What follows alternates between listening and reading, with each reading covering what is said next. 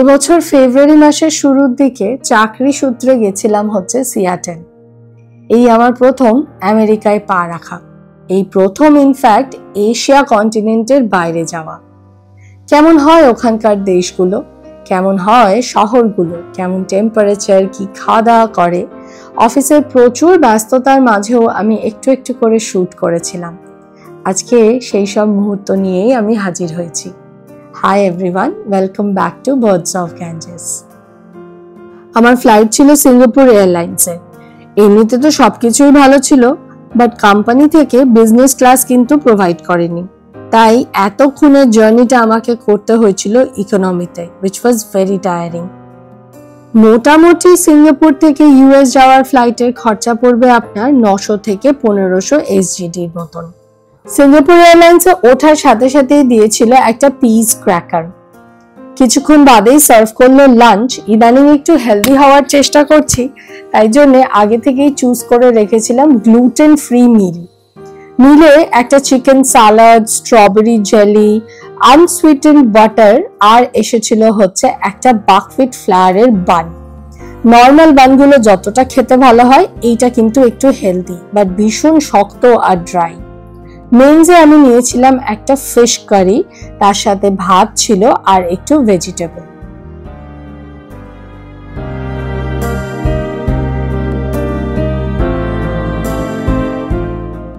এবারে ঠিক করে নিয়েছিলাম ফ্লাইটে শুধুমাত্র সিনেমা দেখে মাথা ধরাবো না, তাই জন্যে ফ্লাইট ছাড়ার কিছুক্ষণ বাদে, ইনফ্যাক্ট খাওয়া দাওয়া হয়ে যাওয়ার পরে, আমি একটি বই পড়তে শুরু করলাম।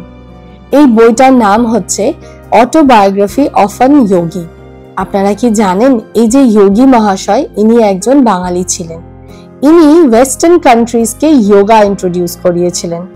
কখনো সুযোগ পেলে বইটা পড়ে দেখবেন, খুব ভালো। বই পড়তে পড়তে হঠাৎ বাইরের দিকে তাকিয়ে দেখি অন্ধকার হয়ে গেছে। অবশ্য সিঙ্গাপুর টাইম অনুযায়ী ভাবলে কিন্তু এখনো কাঠফাটা রোদ থাকার কথা। একটু বই বন্ধ করে একটা মুভি দেখলাম, আর তারপর বারবার ফ্লাইট ইনফরমেশন দেখছি যে কতক্ষণ বাকি। এখনো দেখুন মোটামুটি যেতে কিন্তু আমার বেশ খানিকটা পথ বাকি আছে।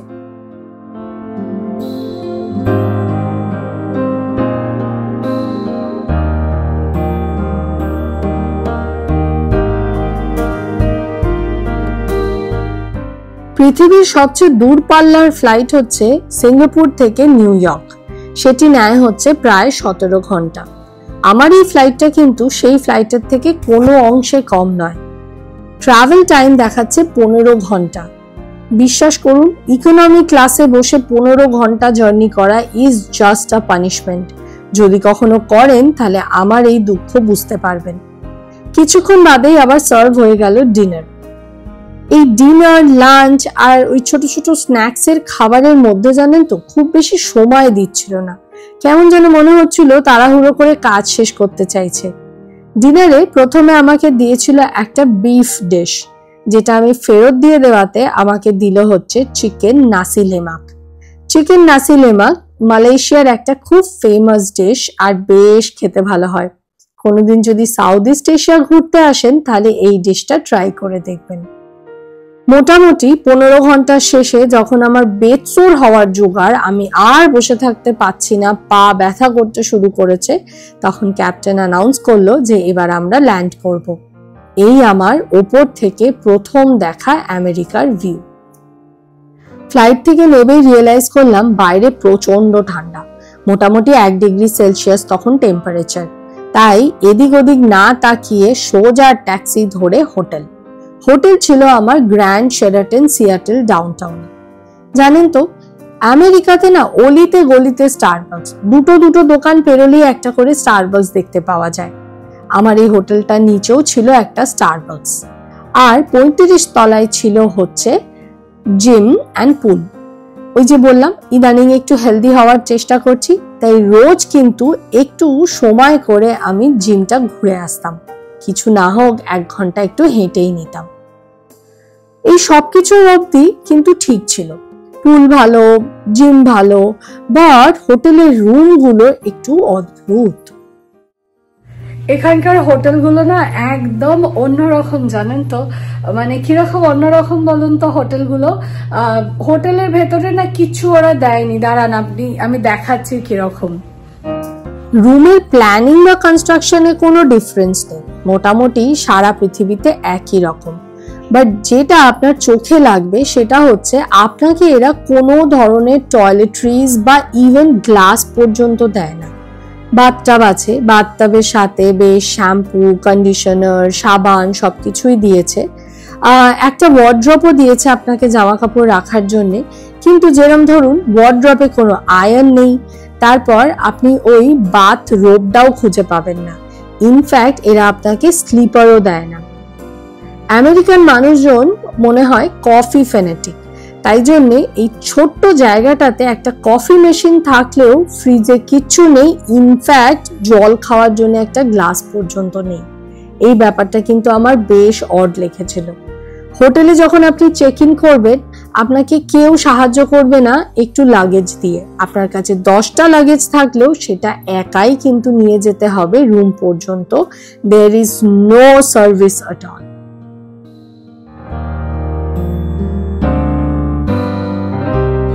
পুরো ব্যাপারটাই কিরকম বলুন তো, মানে আপনাকে না ফোন করে করে বারবার চাইতে হবে, যেটা একটু ইরিটেটিংও। বিকজ আমি এলাম অফিস থেকে এসে একটু রেস্ট হবো, দেখছি জল নেই, আবার চাও জল দিয়ে যাও, আবার বলতে হচ্ছে মর্নিং কিট দিয়ে যাও। এক তো মর্নিং কিট কি জিনিস বোঝে না, এদেরকে আবার এখানে ডেন্টাল কিট বলতে হয় তবে বোঝে। তো এই ডিফারেন্সগুলো হচ্ছে। আজকে এই যে রাস্তাটার উপরই গ্র্যান্ড শেরাটন, এটাকে পাইক স্ট্রিট বলে, আজকে একটু পাইক স্ট্রিটটা এক্সপ্লোর করব। আমার মাইকটা না কানেক্ট হচ্ছে না এই ফোনের সাথে, এটা নতুন আইফোন বলে হয়তো মেবি কানেক্ট হচ্ছে না, তাই আমি ভয়েস ওভারেই পুরোটা দেখাবো।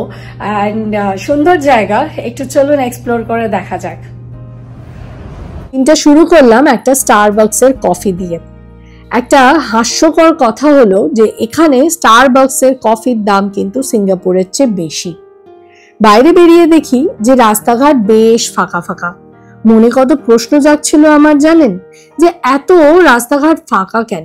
আমেরিকাতে কি কম লোকজন থাকে, না আজকে সকালবেলা বলে বেশি লোকজন আমি দেখতে পাচ্ছি না, না প্রচন্ড ঠান্ডা পড়েছে বলে লোকজন ঘরের ভেতর ঢুকে রয়েছে?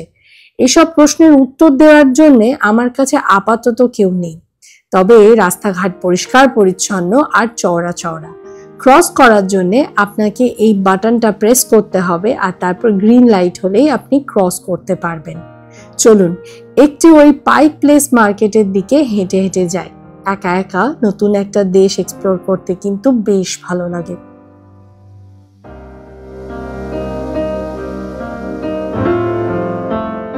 এই জায়গাটা কিন্তু বেশ ফেমাস আর জমজমাট। এটাকে বলে ওল্ডেস্ট ফার্মার মার্কেট। তাই জন্য ভেতরে ঢুকে বুঝতেই পারছিলাম যে সবকিছু এখানে ফ্রেশ পাওয়া যাচ্ছে। Fresh fish, fresh meat, fresh vegetables, fruits. আচ্ছা, এই ভদ্রলোক এরকম মুখোশ পরে বাজনা বাজাচ্ছে কেন বলুন তো? এখানে কি সবাই এইরকম সেজেগুজেই বাজনা টাজনা বাজায়? কি জানে বাবা, হতে পারে হয়তো। আমার একটু খিদে পেয়েছিল, আমি দেখছিলাম যে কোথায় একটু হেলদি অপশন পাওয়া যায়। হেলদি অপশন বলতে কিন্তু শুধুমাত্র এই সুন্দর দেখতে ফলগুলোই, যেগুলো এখানে আপনাকে কাঁচা কিনে খেতে হবে। এত ঠান্ডার ওয়েদার বলেই হয়তো ফলগুলো এত সুন্দর, তাই না? ফল শাকসবজি ছাড়াও কিন্তু এখানে প্রচুর সুভেনিয়ার স্টল আছে, চাইলে আপনি কিনতেই পারেন। তবে একটা জিনিস রিয়েলাইজ করলাম যে আমেরিকাতে কিন্তু ছোট ছোট জিনিসের ওপরও না প্রচুর ট্যাক্স, এবং হরে ধরে যা দাম পড়বে তা কিন্তু সিঙ্গাপুরের চেয়ে একটু বেশি। আমি ভাবতাম সিঙ্গাপুর ভীষণ কস্টলি, আমেরিকা কোনো অংশে কম নয়।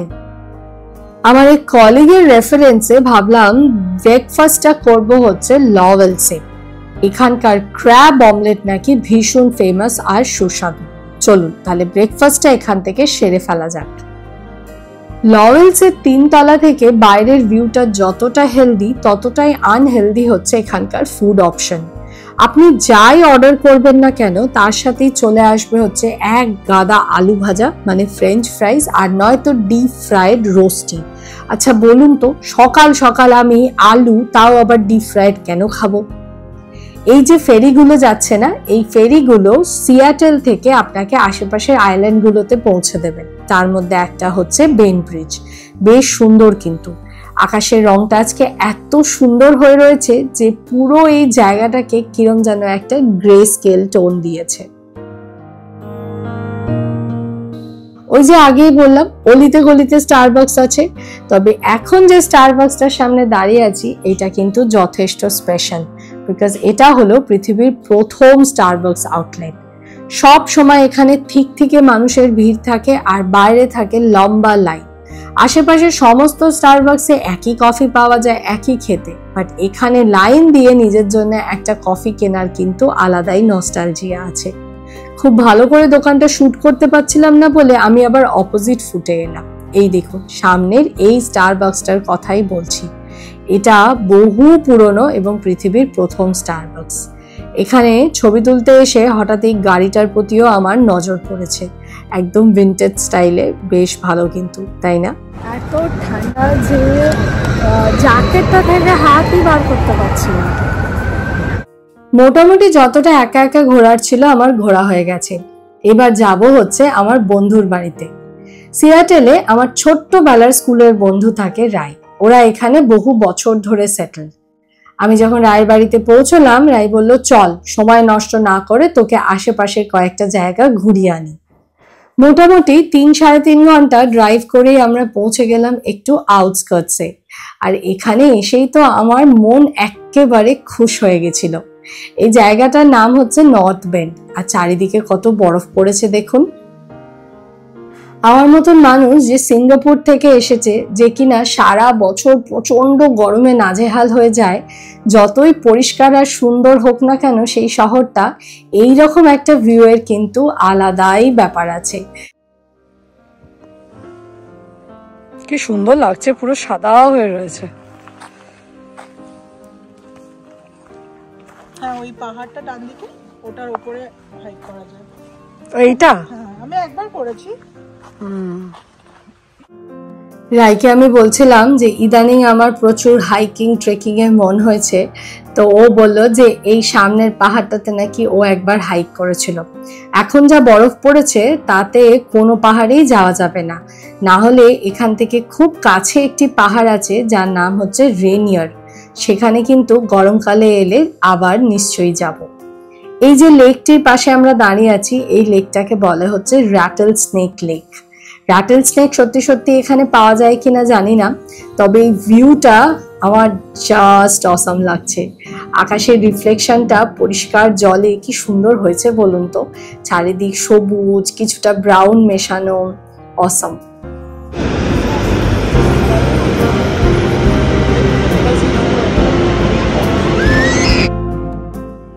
এখন যে জায়গাটাতে এসেছি এই ওয়াটারফলটার নাম হচ্ছে স্নোকওয়ালমি। সিয়াটেলের এই স্নোকওয়ালমি ওয়াটারফল নাকি সবচেয়ে বেশি হাইড্রো পাওয়ার জেনারেট করে।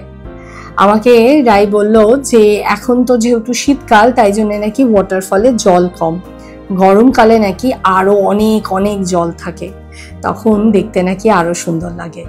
তবে এখনো খারাপ কোথায় লাগছে বলুন?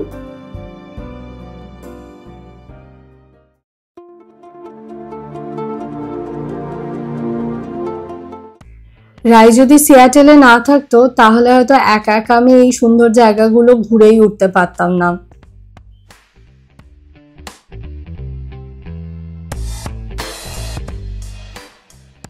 Life keeps on surprising me. কখনো ভেবেছিলাম কলকাতার গরমে বড় হওয়া দুটি মেয়ে সিয়াটেলের এই বরফে মোড়া রাস্তায় একদিন ড্রাইভে বেরোবো? না, ভাবিনি।